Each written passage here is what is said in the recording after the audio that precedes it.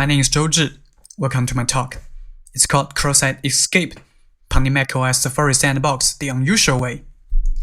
Now first thing first, please allow me to introduce myself. This is my Twitter handle, Code Colorist. I work for End Security Lightyear Labs now, mostly on product security and vulnerability research. I have spoken at several conferences.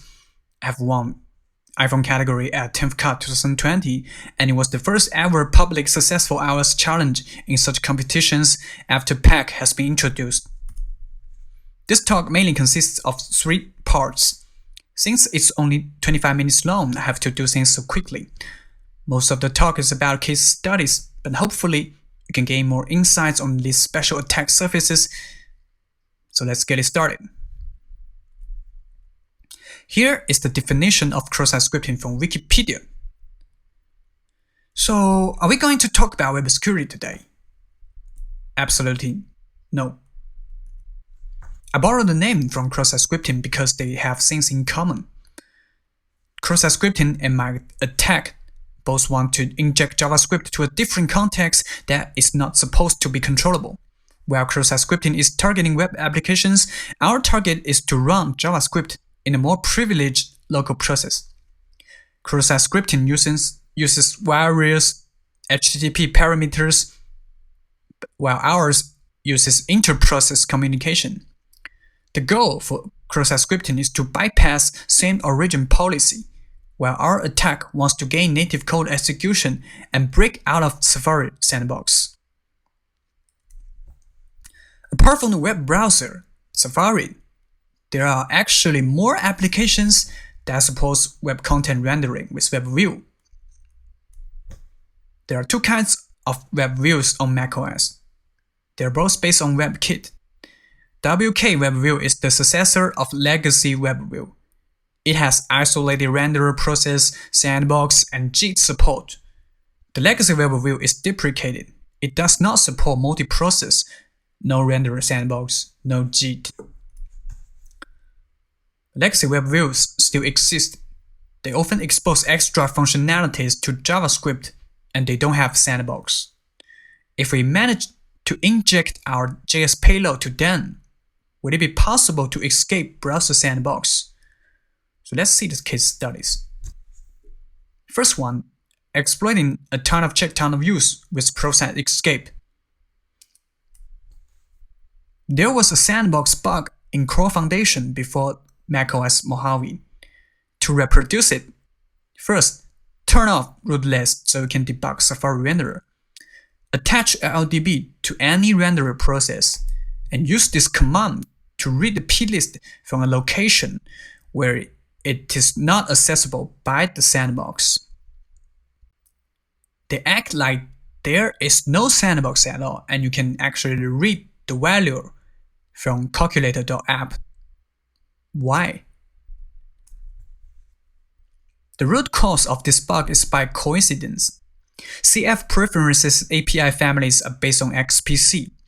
There is a daemon process CF preference D who is responsible for data persistence. It does have sandbox check to read and write, but the implementation is buggy. So look at this code. It only calls sandbox check once per process, then this result is cached forever. If a process happens to access preferences sandbox before sandbox lockdown, CF preference D still thinks it's on sandbox and allowed all the read and writes. Unfortunately, there is a time window that web content is not sandbox at all. It should have been safe because WebKit won't load any untrusted content during this time. But just at the same time, there is a framework called AppKit that happens to assess preferences in this time window. So the renderer is marked unsandboxed by CF preference D. The timeline is like this. First part, initialization. Web content is a normal process, and it reads preferences. Then CF preference D check the sandbox states and mark it as not sandbox. Now we enter the sandbox lockdown with sandbox init with parameters.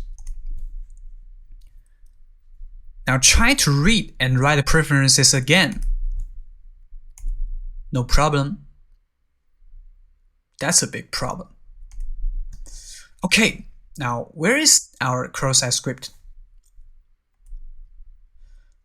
Let's meet Dashboard, a legacy macOS feature that has been removed on Catalina. It was an application for Apple's macOS operating systems used as a secondary desktop for hosting mini applications known as widgets.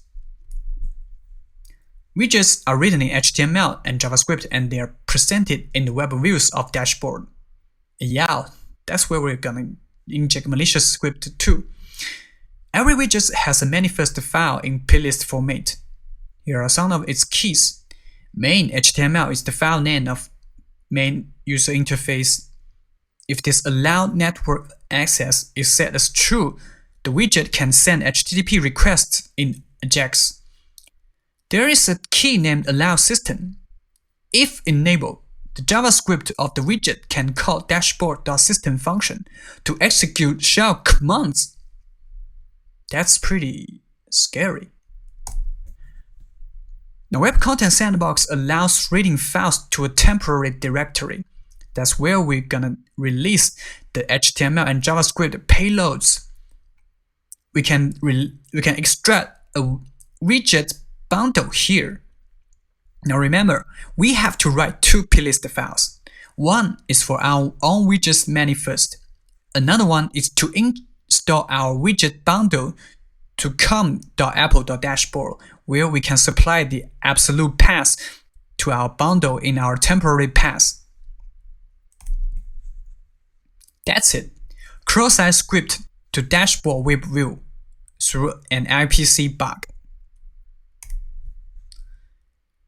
Now we have injected scripts to dashboard. There is no need to re-exploit the renderer twice. Remember that allow system key. Just enable it, and window.dashboard.system is available for us to execute shell commands. No sandbox this time, of course. But there are still two problems. What if dashboard is disabled? And how do we switch to dashboard desktop to activate the script? Further investigation shows that web content is allowed to talk to com.apple.doc.server. Doc has been attacked at least twice at Pwning, but I guess my exploit is more interesting. Now look at this doc-related APIs. There is a preferences pane for turning dashboard on and off. To my surprise, if you want to use dashboard, you have to set it to a space or as overlaid. But to my surprise, it's possible to change this setting through the doc make.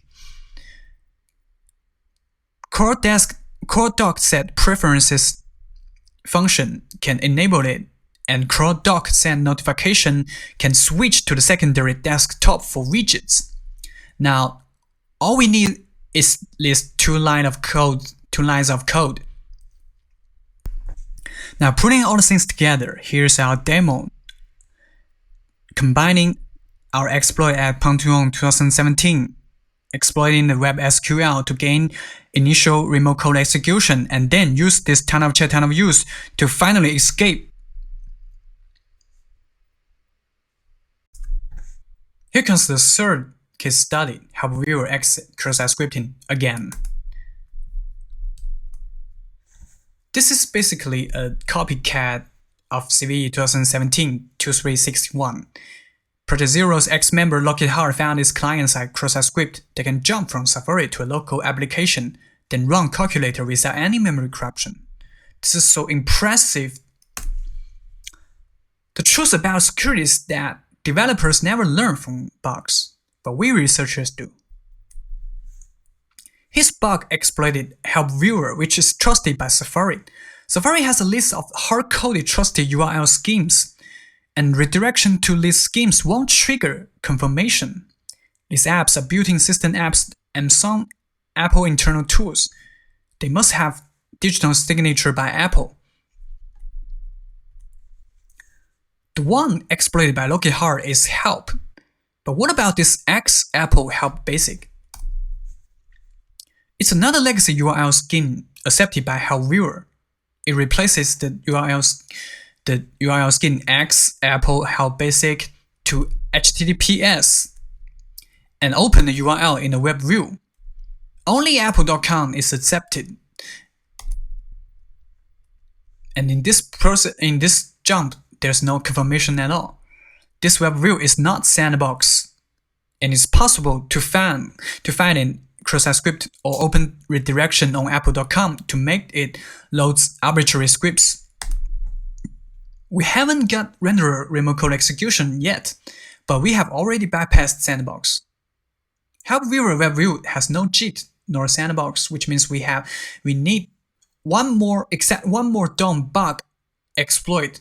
We can execute arbitrary native code outside sandbox, which is a full chain exploit. And this web view can open more universal links, which may open more attack surfaces for us. For example, like this VNC or SSH, you can connect to a remote machine.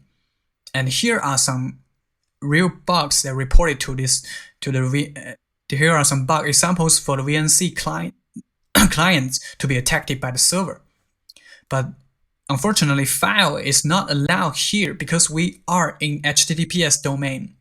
Otherwise, we can just execute a local application by using location.replace and point it to a calculator.app. I have tried another approach to trying to extract local files. In this context, WebKit supports URL interception using an NSURL protocol, and I found that there are 3 NSURL protocols in Help Viewer. With this protocol, you can hijack the URL requests and return custom content. And please do not confuse URL here with the universal app link we jumped from it before. This is about resource loading. And here's an HV help URL protocol that is able to load local files. In this function, HV help URL protocol start loading. It accepts a URL parameter and extracts its path, then use NS data to read the content from this path. If we use this URL help whatever etc password, it will result in the contents of etc password file in your local system. So we need to jump from HTTPS to help. Then we can use AJAX to read from local files. Before Catalina, we can use this NFS to mount a remote source. And for example, help and this host name does not matter, and you can use this net, this special path, this mount point called net, and followed by the host name of the remote machine, and then the path name. We can use this reader.html from a remote machine to read arbitrary local paths. But unfortunately, on Catalina, NFS auto mounting was removed. So I used another approach. I tried to abuse Finder to mount a remote volume using Samba. I have to use this Samba URL, and I directly pass my username and password. Then, if I succeeded, this reader.html will be mounted to this path named volumes/filestage/reader.html. Then I can make a redirection to this URL to load reader.html and finally use this reader.html to read from local files. But this approach failed because it actually asks for confirmation in Finder before the Samba volume was mounted. Another thing in this web view is that I found that it's able to call limited Objective-C methods. There is an HV WebView delegate object accessible via window.help-viewer, but there is no interesting interface. Here's some drama for this bug. I actually had an exploit prepared for 10th Cup, but macOS 10.15 developer beta killed my sandbox exploit like a month before, so I have to find another replacement, and there was no enough time for me to do so. I accidentally found this help viewer scheme about just 1 week before 10th Cup, and I rushed to find another cross-site scripting on apple.com just one day later. At this point, it's already a Sandbox Escape, but I still need one more DOM exploit to achieve native code execution, but I didn't make it.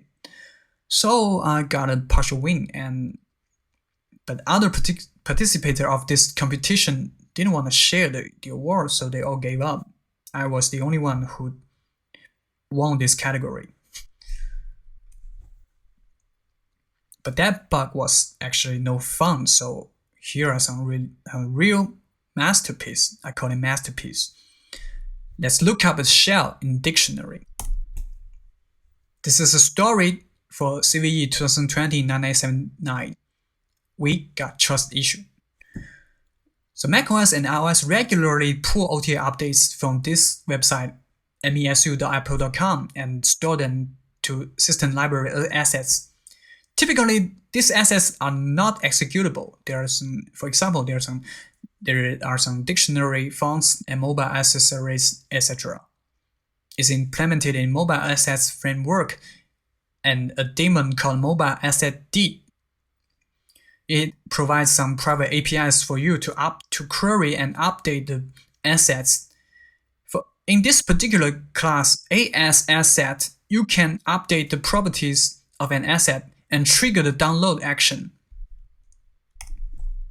The attributes of this AS asset class is an NX dictionary that includes following keys. You can either use a base URL and a relative path to compose of an absolute URL, or just use a full remote URL to set the remote location of an asset. The host doesn't have to be mesu.apple.com. Actually, it can be anything. There is no check-in at all. So we can use this trust bug to download anything from anywhere you like. And you have to supply the corresponding download size and unarchived size and measurement to the resource. Otherwise, it will not pass the check, and the integrated check, and the download will fail. Now, we try to exploit this bug. Firstly, we will use this AS asset query to find the AS asset that we want to replace, and we patch its attributes to point to our remote resource. And then we invoke this AS asset begin download with options method to actually download it and replace the local one. Now this service is accessible by Web Content Sandbox. To update some certain resource, the caller sometimes needs to hold an entitlement called com.apple.private.assets.accessible asset types, which is an array of all the assets type string. But fortunately, some of the resources don't require this entitlement. For example, com.apple.mobileasset.dictionaryservices.dictionaryOS10 is hard-coded in this function. So in this way, we can download from arbitrary remote URL and replace arbitrary dictionaries. And what's even better is that mobile asset D doesn't set this com.apple.quarantine flag to the downloaded files, so we can bypass the gatekeeper. Now, here is the Dictionary.app. It's one of the built-in apps, comes with macOS. It's basically some local HTML and JavaScript in a web view. And the URL, the domain is file.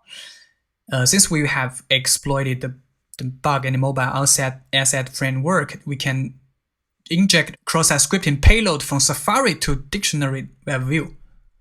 And what can we do in this web view? I tried something in this web view, and I managed to manage it to launch the calculator from these 3 lines of code. I can create an enter element and trigger the click event to it, and it actually works. The calculator shows up. But another way to redirect the page that assign a string to the location object does not work. Nothing happened. So how could this even happen? This is very strange. The answer is inside this delegate handler. It's called decide policy for navigation action. It will fire each time the web view needs to redirect the URL. It fetches the URL from the enter only in this web action element key. It wouldn't handle for location redirection. That's what we saw. When this URL is when this URL is an file URL, it will try to ask the NAS workspace to open it, which is a well-known vector for opening local apps and files. When the file URL points to an app bundle, it gets executed by the launch service. And of course, the file must not have this com.apple.quarantine flag, otherwise it will be blocked by the gatekeeper. The new process does not inherit Sandbox profile from Dictionary.app, which makes it much more ideal for Sandbox Escape. So now, how do we jump to Dictionary? Obviously, we cannot just use this URL redirect. There is an IPC in WebKit that can open a dictionary lookup window, and it's able to open a dictionary in this way. Now first, we create a text selection in JavaScript. Now we run our exploit to get shellcode executed. Then we exploit this mobile asset to download a malicious dictionary from the internet. And we send this IPC to perform the lookup and show this lookup view service overlay. It will trigger our first cross-site script in this overlay. In this payload, we will use another location to redirect to this universal link to open the Dictionary.app without confirmation. Then the Dictionary.app will load our malicious script and it execute the final payload outside the sandbox. Now let's see the demo. Now here's the second demonstration today. First, we use a jitbug to gain remote code execution in the renderer process. Then we use the virus IPC to download the malicious dictionary and finally execute our payload. Now putting it all together, here's the summary. In this talk, we have just demonstrated a new technique that you can inject JavaScript to a privileged process through inter-process communication to escape from Safari Sandbox on macOS. And there are some possible vectors including URL schemes and traditional inter-process communication like XPC or MIG, or even WebKit IPC. And sometimes you don't need the initial renderer remote code execution to jump to another URL's universal link to escape from the sandbox. And in those privileged web view, you have to do some reverse engineering to develop your next step of exploitation. You have to focus on delegates for resource loading, navigation, file download, etc.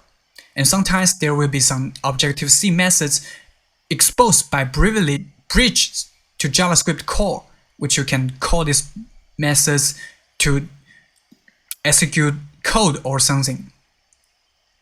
And sometimes it will be in the file URL in the web view. In the legacy web view, file URL is treated as privileged that it has a universal cross-site scripting to access arbitrary remote URL and arbitrary local files. And In this web view, you are often able to silently open more URL schemes than Safari, which opens a greater attack surface than before. And the takeaways from this talk is that desktop operating systems have complex attack surfaces that may be beyond your imagination, and sometimes this legacy of components may lower your security baseline. And of course, we have shown 3 full Sandbox Escape exploits on Safari with 0 memory corruption. If you have any questions, you can ask me now. Thank you.